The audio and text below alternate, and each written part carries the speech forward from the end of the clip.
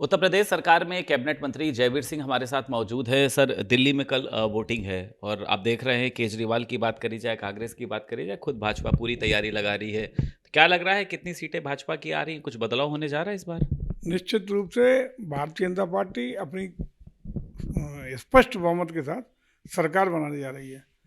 वहाँ का जिस तरीके से रुझान, जिस तरीके का रुख, जिस तरीके से आत्मीय भाव पिछले दिनों में देखने को मिला है, और जिस प्रकार से केजरीवाल जी ने दिल्ली वासियों को अपने लगातार 15 से अब तक के कार्यकाल में निराश करने का काम किया है, तो अब निराशा की भावना में कोई विकल्प उनके पास नहीं है। और भारतीय जनता पार्टी की नीतियों और मोदी जी पर, उनके आश्वासनों पर पूरा विश्वास दिल्ली की जनता कर रही है। और मुझे लगता है इस बार बहुत अच्छे बहुमत से भारतीय जनता पार्टी अपनी सरकार बनाने का काम करेगी। मिल्कीपुर में भी सर कल वोटिंग है। अखिलेश यादव भी पहुंचे थे।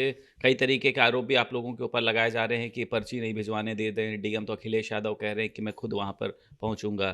तो क्या लग रहा है आपको कि मिल्कीपुर की सीट भाजपा के खाते में होगी, क्योंकि डिम्पल यादव भी वहां पहुंचे, अखिलेश यादव भी वहां पर पहुंचे? देखिए, मिल्कीपुर की जनता का पूरा स्पष्ट मत भारतीय जनता पार्टी के पक्ष में बना हुआ, मन बना हुआ है। और मुझे लगता है कल के मतदान की स्थिति में भारतीय जनता पार्टी को लोग अपना पूरा समर्थन देने का काम करेंगे। अच्छा, कुंभ में सर जो भी हुआ उसको लेकर पुलिस ने कुछ लोगों को गिरफ्तार किया है कि उन्होंने झूठी खबरें फैलाई, झूठे वीडियो प्रसारित किए। आपको लगता है कि जो भगदड़ हुई थी या जिस तरीके की जो पूरी एक प्रतिक्रिया बनाई गई, ये एक साजिश है, इसके पीछे कुछ लोग हो सकते हैं? हालांकि अभी जो जांच आयोग है वो अपना काम कर रहा है। देखिए, जांच आयोग अपना काम कर रहा है, शीघ्र ही अपनी आख्या देने का काम करेगा। जहाँ तक पुलिस की कार्रवाई की बात है, पुलिस जी। कार्रवाई जो कर रही होगी, कहीं ना कहीं तथ्यात्मक और एविडेंसेस के आधार पर ही कोई कार्रवाई कर रही होगी। निश्चित रूप से इतने बड़े, विश्व के सबसे बड़े आध्यात्मिक, धार्मिक और सांस्कृतिक आयोजन में जिस तरीके से इस घटना को तरह तरह तरह से एक जनता के बीच भ्रम फैलाने की कोशिश, एक सनसनी फैलाने की कोशिश कतिपय लोगों के द्वारा की गई है, वो खेदजनक है। और निश्चित रूप से कहीं ना कहीं उसी को ठोस और तथ्यात्मक प्रमाण उसके मिले होंगे कि लोगों ने, चूंकि इसमें तो और बड़ी घटना हो सकती थी और तमाम चीज़ें फैल सकती थी, तो उसका लिए जो जो दोषी होंगे तभी पुलिस ने कोई कार्रवाई की होगी। मैं समझता हूँ कि सारे तथ्य धीरे धीरे सामने आ रहे हैं। उन तथ्यों के आधार पर, चाहे जांच आयोग की रिपोर्ट की व्याख्या के आधार अनुसार, पुलिस भी तमाम तरीके से उसमें खोजबीन कर रही है। उस आधार पर यदि प्रामाणिक तथ्य किसी के खिलाफ आएंगे तो निश्चित रूप से कार्रवाई होगी, और उसी के क्रम में पुलिस अपना काम कर रही है। अखिलेश यादव कह रहे हैं कि भाजपा सरकार चाहती नहीं है कि मिल्कीपुर में, अखिलेश यादव कल पहुंचे थे, आपने देखा, तो उनको कोऑर्डिनेट गलत दिया गया कि उनका हेलीकॉप्टर जो है वो देरी से पहुंचे या फिर उतर ना पाए, वो अपनी गूगल मैपिंग के बहाने पहुंचे। तो बड़ा आरोप लगा रहे हैं आप लोगों के ऊपर। देखिए, वो तरह तरह की, इस तरह की बेसलेस बातें करते रहते हैं। क्यों कोऑर्डिनेट्स गलत देंगे या इस तरह की चीज़ें क्यों होंगी? आम लेमैन भी इन बातों को स्वीकार करने के लिए तैयार नहीं होगा। अखिलेश जी को तो पता नहीं क्या हो गया है, ऊल जलूल बेसिर पैर के आरोप लगाने की एक आदत सी बन गई है। लेकिन अब लोग भी इधर सुनते हैं, इधर निकालते हैं। उन्हें मालूम है कि ये आधारहीन, तथ्यहीन बातें अखिलेश जी अपने बच्चों जैसी करते रहते हैं। तो उसी के क्रम में एक और नया आरोप उन्होंने लगा दिया। अच्छा, आज जो है अखिलेश यादव ने ये भी कहा था, आपने देखा था अवधेश प्रसाद जिस तरीके से उन्होंने रोते रोते कहा कि न्याय नहीं मिल रहा है लोगों को। इसको लेकर भी अखिलेश यादव ने कहा कि ये सरकार गूंगी और बहरी हो चुकी है।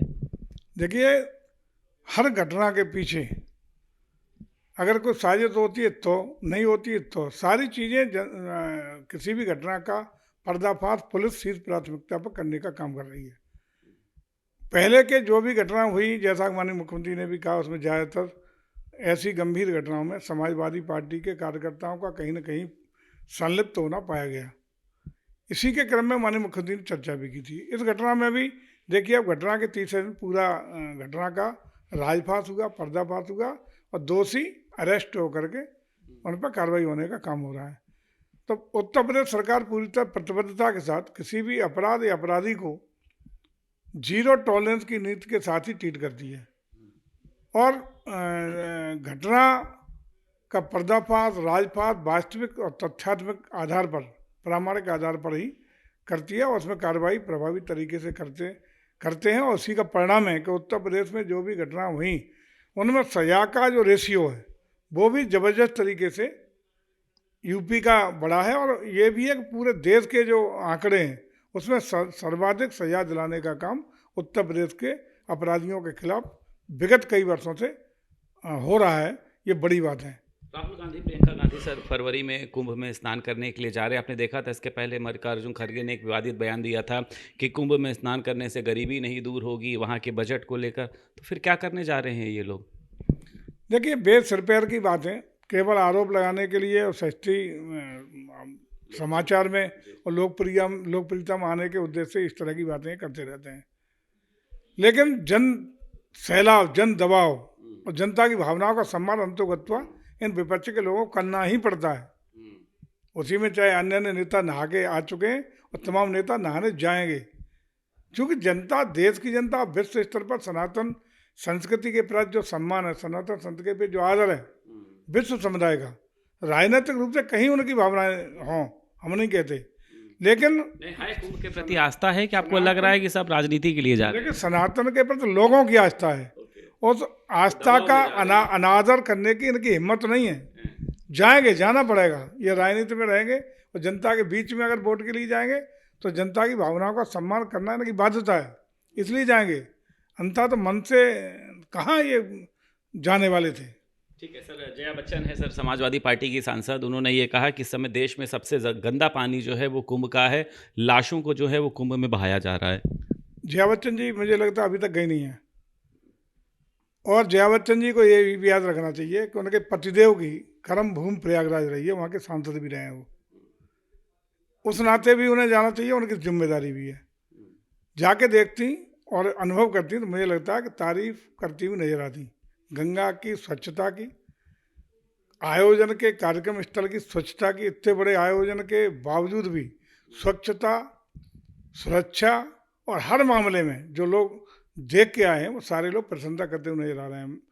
जया बच्चन जी से निवेदन करूंगा कि जरूर जाएं एक बार, और उसके बाद अपना प्रतिक्रिया जो वास्तविक वहाँ पाए, उसके राजनीतिक मंशा से अलग हट गए, साफ सुथरे मन से, ईमानदारी के साथ, मन से, दिल से यदि बात करेंगी तो योगी जी की तारीफ करती हुई इस आयोजन के लिए नजर आएंगी। एक आखिरी सवाल मैं यही पूछना चाह रहा था, कल आपने देखा वॉर रूम में सीएम योगी बैठे रहे, 3:30 बजे से रात में उन्होंने पूरी मॉनिटरिंग करी शाही स्नान की।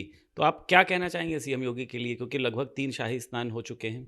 देखिए, आदरणीय मुख्यमंत्री जी बहुत सक्रिय और प्रभावी तरीके से एक एक बारीकी से हर चीज़ पर नज़र रखते हैं, और ख़ास रूप से कुंभ के आयोजन के लिए महीनों से, बल्कि वर्षों से हम कह सकते हैं, जब इंफ्रास्ट्रक्चर की प्लानिंग हुई तब से लेकर अब तक एक एक चीज़ पर, वहाँ की चाहे व्यवस्थाओं की बात हो, इंफ्रास्ट्रक्चर डेवलपमेंट की बात हो, भीड़ व्यवस्था की बात हो, स्वच्छता की बात हो, स्वास्थ्य की बात हो, चाक चौबंद व्यवस्थाओं के प्रति सजगता की बात हो, हर विषय पर खुद एक एक चीज़ की बारीकी के निरीक्षण करते हैं, और कहीं भी जहाँ चूक होने की संभावना दिखाई पड़े या कहीं भी कोई और चीज़ कमी दिखाई पड़े तो उसको तदनुसार निर्देशित करने का अधिकारियों को काम करते हैं। आदरणीय योगी जी की सक्रियता का कोई तुक नहीं, उनकी मेहनत का, उनकी सक्रियता का, उनकी योग्यता, क्षमता और दक्षता का कोई तोड़ नहीं। ठीक, बहुत शुक्रिया बात करने के लिए। उत्तर प्रदेश सरकार में कैबिनेट मंत्री जयवीर सिंह हमारे साथ मौजूद थे। लखनऊ से वीडियो जर्नलिस्ट सनोज के साथ संदीप खेर, भारत समाचार।